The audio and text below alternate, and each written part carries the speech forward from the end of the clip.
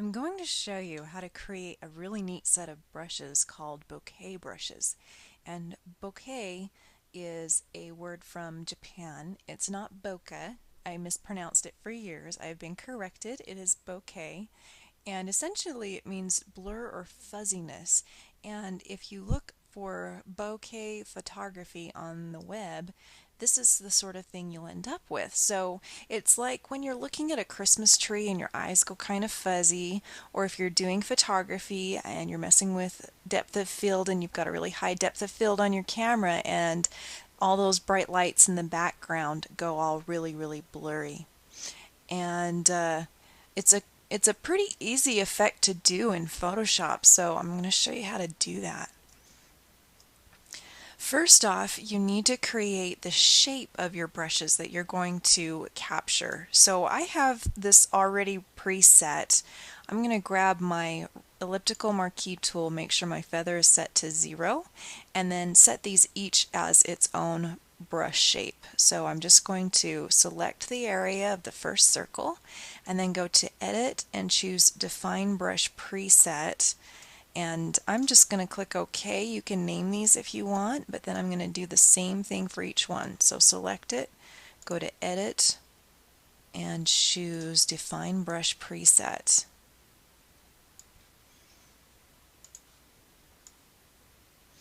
Anytime that you're making brushes for a specific purpose, it's really good to look up a picture of the thing in real life and kind of analyze it and take a look at what those circles really look like in a real photograph. So if I had opened this one and looked at one of these that actually is a real bokeh, let's go for this one.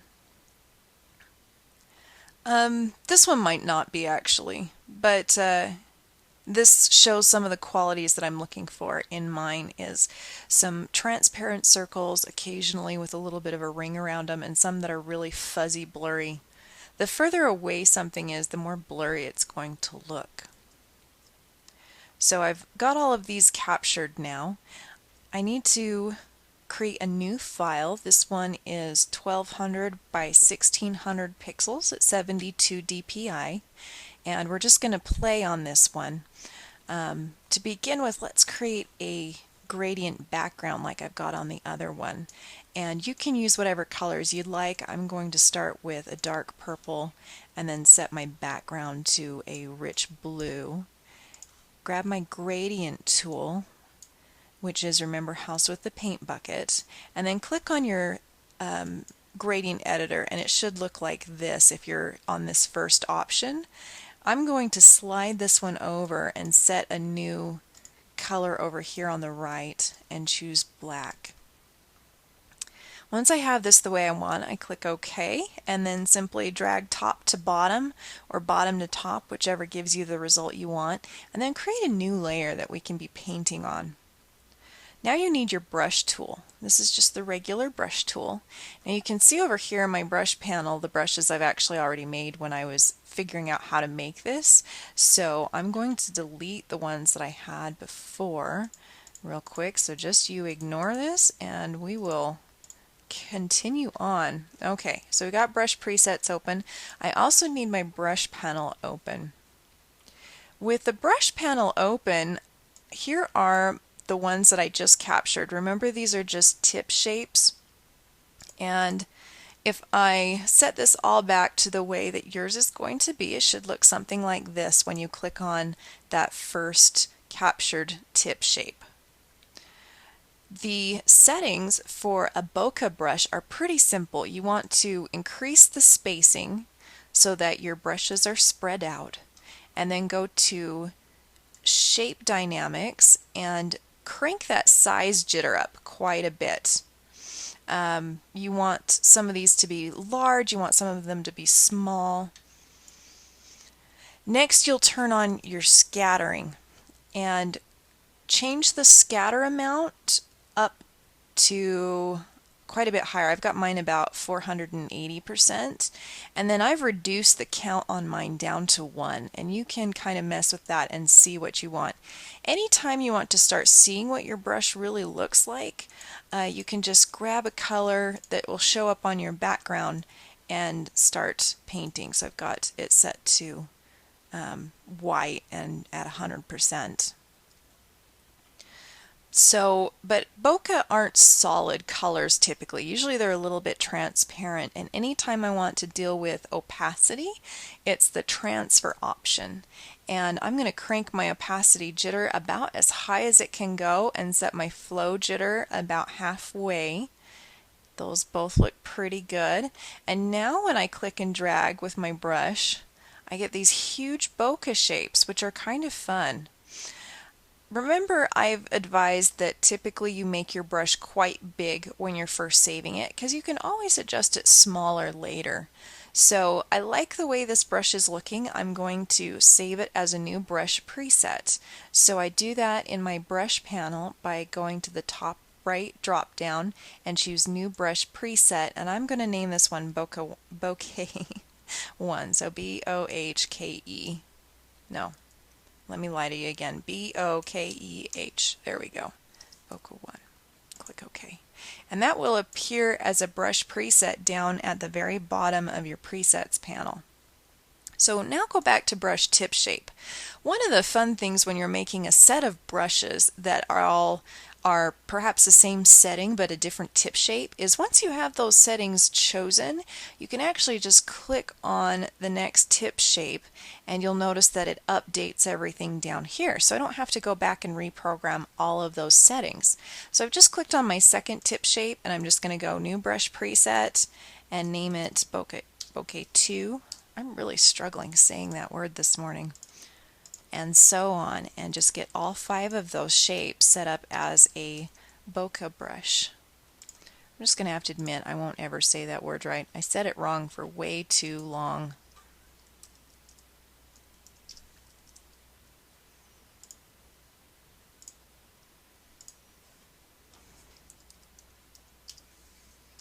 So I had 5 shapes that I set, and now they're all bokeh brushes. So those brushes are ready to go. Let me show you how you would use these. First off, you do need to be on an empty layer. You don't want to do this layer on your background. Grab your first of the bokeh brushes, or any of them actually. You don't have to go with the first one. And set your color to white, or if you're not white, at least a really light tint of whatever one of your background colors is. And then click and drag to do some circles. If they look too huge, just do a couple of undos and make your brush smaller by holding Option Control and then clicking and dragging, or you can use your bracket keys. So that's a little better. Now this still isn't quite looking right, but don't worry about it, we'll get there. Make a new layer and then grab your next brush, make it maybe a tiny bit smaller as well, and click, drag, click and drag. I'm just clicking around, I'm not just holding down and dragging. And then make a new one and grab, I want to get the fuzziest one that I had on there and make this one maybe a little bit bigger. So for the bokeh effect, you really need to layer up several layers of this look, and you don't have to use all 5 brushes, but you're sure welcome to if you want. The next thing to make this effect really work is to go back on each of these layers and lower the opacity so it's not such a strong effect. There may be instances where you want it to be a strong effect, but I don't particularly want it to. You know what brush I forgot is the one that had the little ring on it, so I'm going to click and make a new file and grab one of these that had the ring on it, because we did see that with the some of the examples we looked at just a minute ago. Okay, dots everywhere. So I'm just clicking back on each of these layers and lowering the opacity by moving down the opacity slider and just sort of eyeballing how I want it to look. And you can make some layers more and some layers less. It's really whatever look that you're going for. In the example that I showed you previously, I had some type. So if I were to put something down in the corner,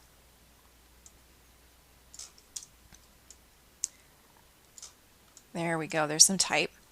Maybe I don't want all of this painting bokeh around my word. So you could go back on any of these layers and grab your erase tool. I'm going to use a big soft fuzzy brush. Big soft fuzzy brush. I'm really struggling this morning, folks, sorry. And I'm just going to click on each of these layers, and with my opacity of the brush set down to about 70, kind of erase just around that layer. And you can go back and erase anywhere that you'd like on these if you want the effect to kind of fade down. That's one way to do it. All right, so there are your bokeh brushes. When you save this as a set, you would do that in your brush presets and go to the preset manager. And in mine right now, it's showing just the tip shape, but it's more useful for me to see them as a stroke, like what's over in my brush preset panel. So I'm going to change this little from this little gear to be a stroke thumbnail, and then scroll all the way down. When I make one of these brush sets, usually what I will save is all of the just unaltered brushes that I started with, and then down to all the ones that I just created. And I would save the set and give it a name, and then you could upload it anywhere that you wanted. So that is how to create a bokeh brush, as well as letting you know that once you've set the settings, you can click around between the brush tips to quickly make a whole bunch of really awesome, cool brushes.